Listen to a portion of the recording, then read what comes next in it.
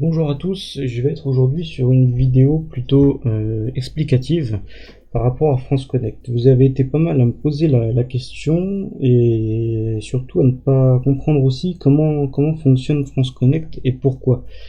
Par exemple, quand vous essayez de vous connecter à France Connect au service public. Donc on va le faire en direct.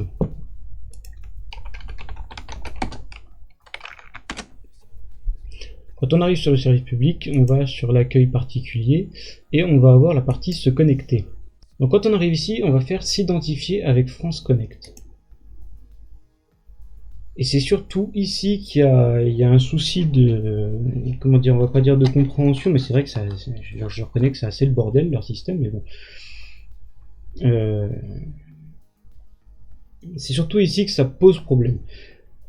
On va avoir impôts.gouv, Amélie, identité numérique, mobile connectez-moi, la MSA et Alicem. Alors Alicem, c'est encore totalement en test, il n'y a rien qui est sûr, il n'y a rien qui fonctionne comme il faut pour l'instant, donc à laisser de côté pour le moment. La MSA, ça concerne vraiment tout ce qui va être agricole, etc. Le mobile connectez-moi, j'ai pas encore réussi à le faire fonctionner comme il faut, sincèrement. L'identité numérique, c'est presque plus compliqué parce qu'il faut que votre facteur vienne chez vous pour justifier que vous êtes bien la personne que vous dites avec votre carte d'identité. Donc le plus simple reste les impôts, impôts.gouv et amélie.fr. Impôts.gouv tout simplement parce que tout le monde a une fiche d'impôt, qu'il en paye ou qu'il en paye pas, il a un identifiant au niveau des impôts. Ce qui va être intéressant ici et ce qu'il va falloir comprendre surtout, c'est qu'en fait, vu on essaye de se connecter au service public, à aucun moment vous aurez le petit nid d'abeille service public. Ça vous permet de vous connecter avec un numéro que vous avez déjà et qui est référencé chez eux. Étant donné qu'on parle de l'État, on parle quand même d'une entreprise qui se permet d'avoir plusieurs sites différents, mais ce qui est logique, le site des impôts, le site de la Sécu, le site du service public, si tout était groupé, ce serait quand même un sacré bazar.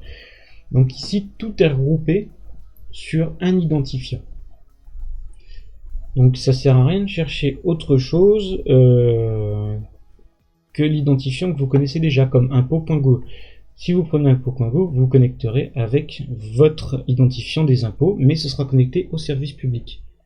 Je sais que ça paraît parfois un peu flou, mais c'est uniquement ça, c'est votre numéro d'impôt qui va vous permettre de vous connecter à tout ce qui concerne l'État.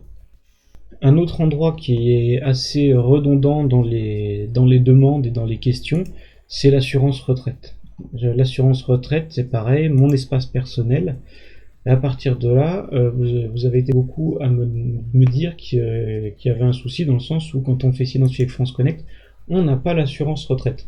C'est tout à fait normal, vous ne pourrez pas avoir la connexion France Connect avec l'assurance retraite. France Connect reste uniquement ciblée sur les 6 méthodes de connexion qu'elle a, dont 2 qui sont vraiment valables.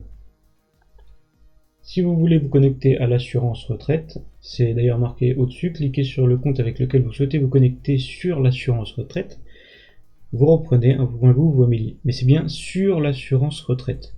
C'est là qu'est l'espèce de nuance qu'ils ont essayé de mettre dans leur système.